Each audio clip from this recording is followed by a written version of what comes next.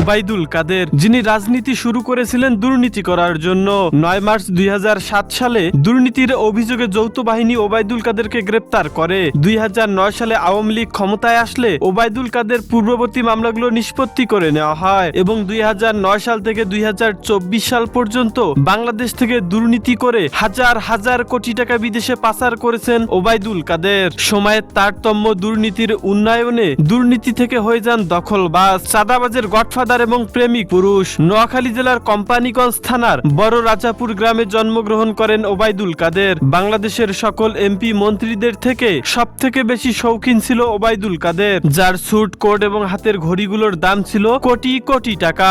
শৌখিন ওবায়দুল কাদেরের শখের নারীও ছিল অনেক। মিডিয়া অঙ্গনে জাহারা মিতু সহ অসংখ্য নারীর সঙ্গে ওবায়দুল কাদেরের ছিল প্রেমের সম্পর্ক এবং নিয়মিতই ওবায়দুল কাদেরের বাসা যাওয়া আসা করত। মিডিয়া অঙ্গনের